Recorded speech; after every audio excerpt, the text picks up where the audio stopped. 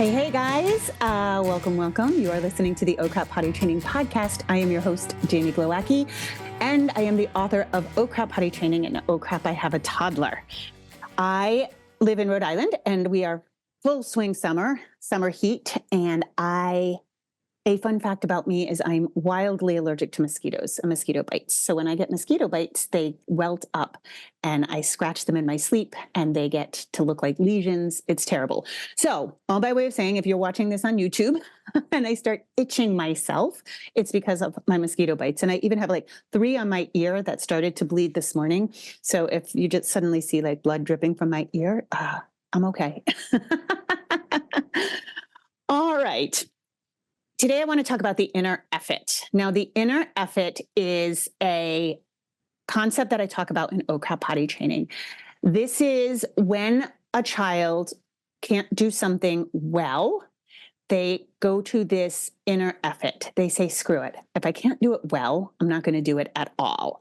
And prior to about 2 years ago, I saw this mostly in parents who were making too big a deal about potty training, hovering on the child, overpraising, overcorrecting, just really micromanaging the process, which it's an odd process because you got to keep your eye on your kid while kind of keeping a soft observatory eye. It's like not, it's a delicate dance, right? Of keeping your eyes peeled, but not overdoing it.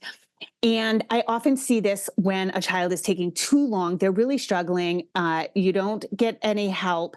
And it's just a long time to be in the learning process. Kids like to be done. They like to be successful. I'd say all humans do, right? Like if you start struggling too long, you're like, screw it. I don't want to do it, right? So kids are like that too. And that can manifest in some sort of punk ass behavior. It can manifest in resistance. It can manifest even in like super aggressive, like a child who looks right at you and pees their pants, or they don't tell you they pee their pants, or they pull their pants down and pee on your kitchen floor. It can get aggressive, right? And that usually means that the child is sick of the process. And when they're sick of the process, either you need help or you need to kind of back off a little bit, right? And I liken it in my book to, I'm sure we've all known or heard about a kid who is, kind of a punk in school, always in trouble, talks back to the teacher, and then it turns out that kid had a learning disability. Maybe we don't see that much now because we've gotten so much better at diagnosing those early on. But I definitely saw it in my years of schooling is like, it was always that kind of troublesome kid who wasn't really bad. It's like they had dyslexia or they had a learning disability and they couldn't do it. So the defenses go up, right? Like when we suck at something, we don't want everybody around us to know. And so we go, well, never mind, I'm not going to do it. I don't know, if you're on Instagram, there's a great reel that circulates and it's this little boy and he's holding a cup of water and he's crossing the floor and the mom's, taking the picture obviously. And she's like, okay, you can do it. Yeah. Just, go slowly, carefully. You've got this. And he kind of stumbles a little and a few drops spill out of the water and he ends up just throwing the cup of water because he's like, you know what, screw it. I'm not doing a good job at this, then I can't even handle it. And part of that is impulse control, but it's definitely that inner effort. But more recently, I'm seeing this come up for a few other reasons than a child who's struggling. One of the big things is overpraising. And there's many variations of this. There's overpraising, there's empty cheerleading, there's inauthentic praise. And so that looks like empty cheerleading is like, good job, I knew you could do it. That is also inauthentic. That is not how I speak. That is not how I would speak to you. If I said that to you, like, oh my God, good job, Mom, I'm so proud of you. You would be like, dude, what is wrong with you? Why are you talking to me like that, right? Inauthenticity in us as parents puts our children on high alert. They're like, what's going on? That's not my mom. That's not my dad. What is going on? I will say this is more prevalent in mom. We tend to get higher pitched the more nervous we get or the more inauthentic we get. I think dads tend to be lower pitched no matter what, and use less words. But that can be also empty cheerleading, and it can be praise for things that aren't praiseworthy. So what that looks like, there's kind of like all these little tendrils of this overpraising. When we praise for things that aren't worth praising, the child knows that. So, what this looks like is maybe you're struggling, right? And so your child, the potty chair's, in the bathroom, and your child sits on it with their clothes on. It's not time to pee. There's no pressure. The child sits on the potty, and you're like, you sit on the potty. This is so great. No, dude, there's nothing great about that. That's a non-move. That's not even a lateral move. It's a non-move because the child doesn't have to release. If they're struggling with release, they're not getting any closer to releasing by doing that, right? Maybe if they were shrieking at the potty on the first day and the second day they sat on it clothed, you as a parent can be like, all right, well, they're not shrieking at the potty. That's cool. We're getting somewhere. Like you can acknowledge it in your head, but we don't overpraise the child for something that's not accomplishing anything, right? That's empty. And that leads down a bad path with our kids because that's how you get an entitled kid. They're getting praise for breathing. They're getting praise for doing something that's not even close to the thing that needs to be happening, right? And I can see how that could be confusing because you're like, okay, well, that's progress. They're sitting on the potty, but that's not push comes to shove. Push comes to shove was when they have to pee and release it in the potty. That's what they might be struggling with, right? So just sitting on the potty is empty praise. So then you've lowered the bar. But what you've also done is let your child know that you are expecting just the bare minimum and you are praising just the bare minimum. And I'm sure you've had these moments where, like, let's say your kid is 3 and they can draw stick figures, right? Like their drawing's getting kind of cool. And then one day, they all do this. They draw like a squiggle and they're like, Mommy, look. Right? Or that, Mommy, look at me, look at me, look at me, watch me do this. And they like hop up and down. You're like, dude, you know how to hop up and down since you were 18 months old. Like, that is not a thing. Don't make me look at you for that. Like, do something interesting if you're going to make me look at you. Right. And I say that facetiously, but I mean, we don't have to be quite that blunt. I mean, I was with Pascal because that's not exciting, buddy. You can hop. I know you can hop. Can you do a somersault? Can you do something different or something challenging? Or I don't want to see a squiggle on a piece of paper, babe. I know you can draw hearts and rainbows and people and trains and all kinds of cool things. But if I keep praising a squiggle, if I keep praising non things, that kid knows. And it undermines your trust as a parent because they're like, well, wow, I just don't really have to do much of anything, do I? And she's going to tell me, good job. By the way, just let's eliminate good job from our vocabularies as much as possible. Like, I'd much prefer a fist pump and like excellent, or, there's so many other ways to say, I acknowledge the thing you're doing, which brings us to acknowledgement, right? So when we have these, like, even these small wins, right? That maybe again your child was, I'm using this example because it's an easy one, your child was shrieking at the potty yesterday and now they're sitting on it even though they're clothed and they don't actually have to pee. You can say like, oh, right on, you're sitting on the potty. That's all. Just reflect back to them what they're doing. You're acknowledging what they're doing, but you're not getting inauthentic. You're not having that high pitch. You're not eroding the trust, right? You're not acknowledging a non-move. You are just simply reflecting that, hey, that's different. Right on. And I'm using the same voice that I would use in my daily interactions with all humans. Yeah. Not that high pitched squeaky voice. So that's one part of it, right? And we want to acknowledge, even when you're in the throes of potty training, and even if your child's doing really, really well, these Gen Alpha kids are different. They're built different. They are more sensitive, more attuned to everything around them. I haven't worked with kids quite this like raw.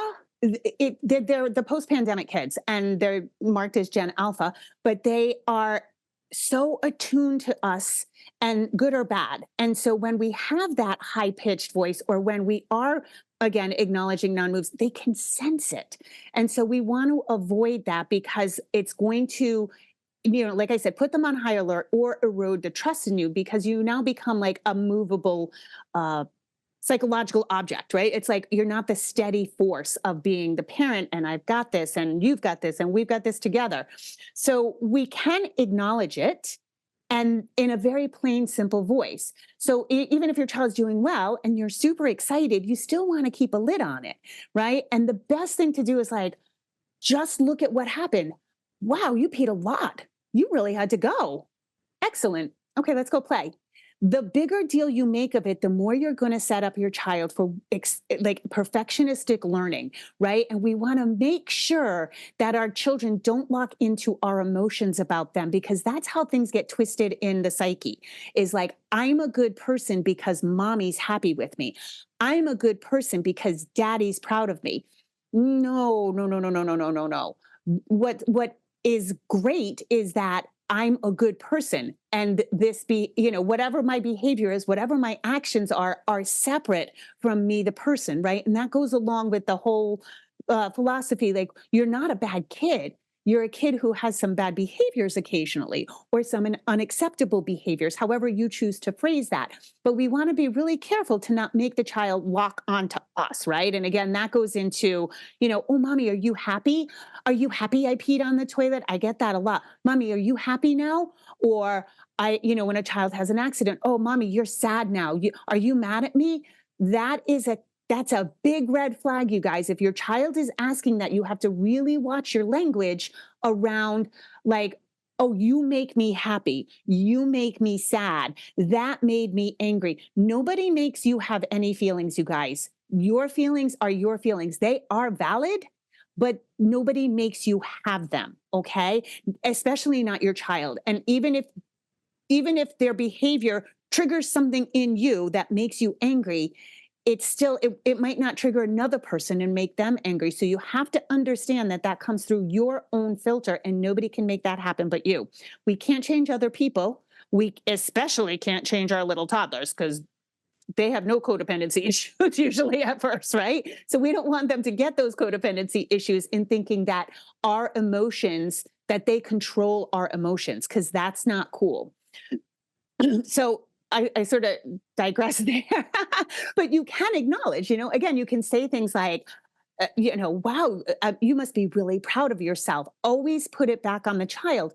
Part of potty training is what motivates potty training to go well and to keep going well is pride and self mastery. And we want that child's inner pride activated. We don't want it dependent on your pride or your praise. Now, I literally heard from a client that she felt like she had to fill her son with praise. Well, I have to fill him with praise. I have to fill that praise bucket. There is no praise bucket that needs to be filled, by the way. There are emotional buckets that need to be filled, physical needs that need to be attended to, but not praise. That self-esteem is not built on praise. We know this. We don't praise outcome. We praise effort, right?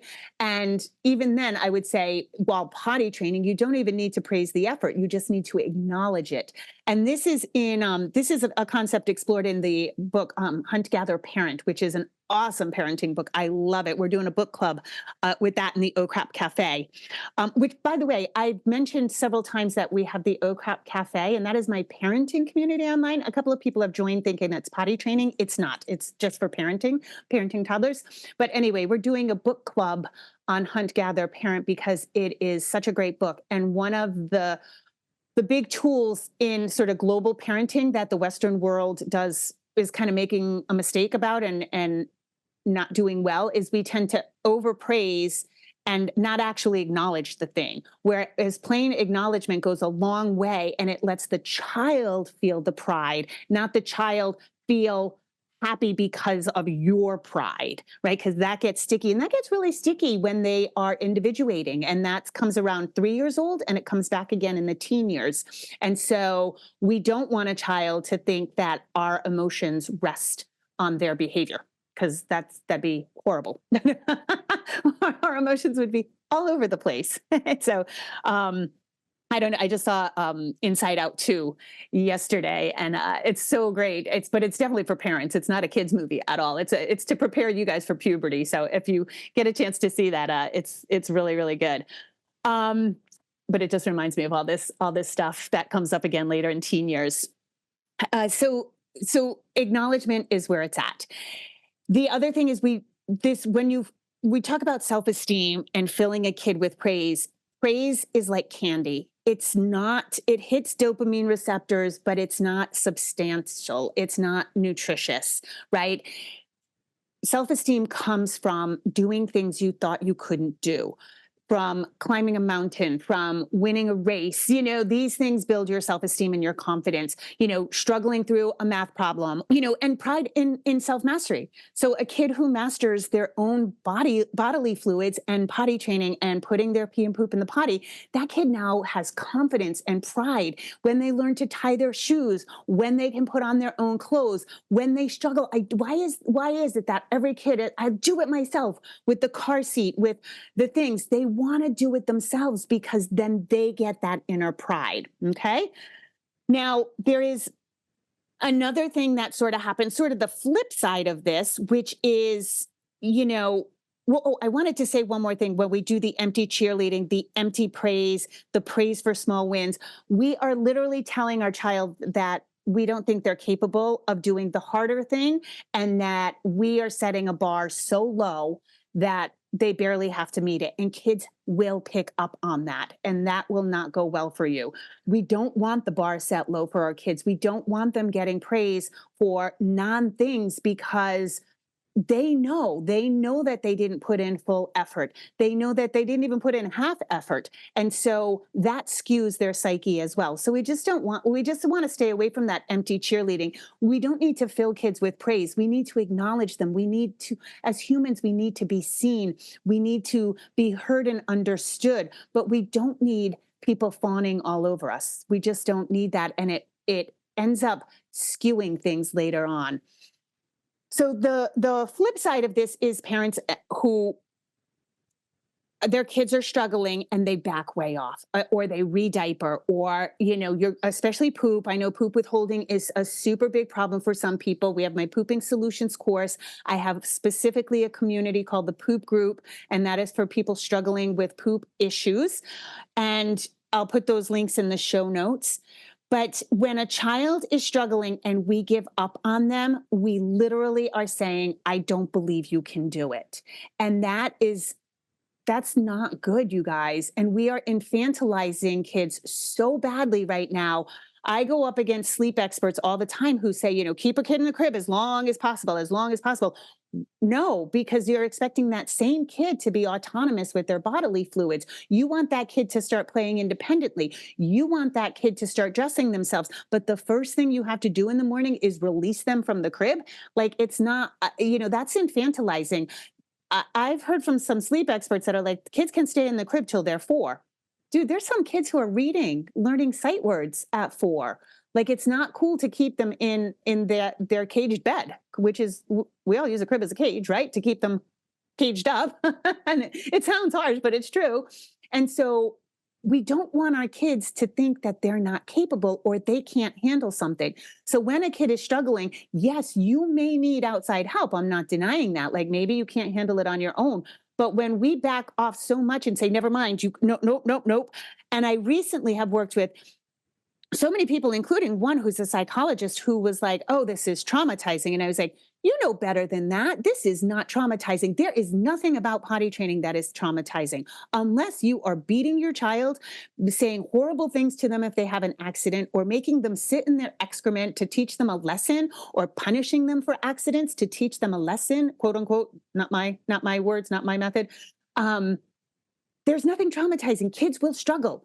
And distress, because a child is in distress, does not automatically mean trauma. So we have to cut that out. We've got this like overpraise, and then it's like traumatizing. We've got these like complete opposite ends of the spectrum, and neither are true. Some kids are going to struggle. Some kids are going to cry when they poop. Some kids are going to be in some distress if they're withholding, and we help them through that. We don't abandon it, because we don't ever want to send the message to our kids that they aren't capable. Because once we lay that groundwork in these early years, you're going to be cleaning up that mess forever. That is a hard line right now, because so many parents are like, I'm traumatizing, and we're really overdoing trauma. Everybody you meet now talks about their trauma, their trauma, their trauma. And no doubt we all have trauma, but you don't get out of life without any. There's going to be a point where you're shamed. There's going to be a point where you're horribly embarrassed. There's going to be a point when you do something horribly wrong. And so, like, the idea that we can, number one, create a trauma free, obviously we can do our best to not cause the trauma, but the kids are going to struggle with something and we want them to know that they're capable. So when you start seeing some distress, please reach out for help, but also don't abandon the whole process, because you're really sending a message that I don't think you intend on sending. And I just think also, like, we've just got to really back off this word trauma. We're almost minimizing it now from what real trauma is to, there's little t trauma, but we have to stop making a big deal about it. Everybody's going to experience that at some point in their life, and we can't shield our children from that. So that's what I'm seeing. And that's when these kids, we're literally seeing kids melt down, freeze, abandoned, like throw that cup of water out because a few drops spilled on the floor. They are, metaphorically speaking, it might be throw the potty chair insert, right? Because a few drops of pee landed on the floor. But every month I have a meeting with the OCRAP certified consultant. So I get to see like what they're hearing and experiencing with clients, not just my own experience. And this is across the board with this crazy praising that's out of control. And it's making the kids go to that inner effort because they're like, I don't know what's happening here, but mom's being weird and dad's talking in this strange voice. And it's really affecting their the overall process. So let's try to keep our kids out of this inner effort, right? And how we do that again is level voices, acknowledging. You can always acknowledge what you see in front of you, right? If your child falls and they get hurt and you don't want to shriek and scare them, right? We know that. We know the kids look to you for your expression. You acknowledge, oh, you fell off your bike. I saw your knee hit the ground. How is your knee? Like, you can literally just reflect back what you see. And there's something huge in that. It's the acknowledgement that something happened. I see you. I see you might be hurt. I see you're struggling with potty training. I see you trying, right? But we don't have to, again, go to that inauthentic, crazy cheerleading.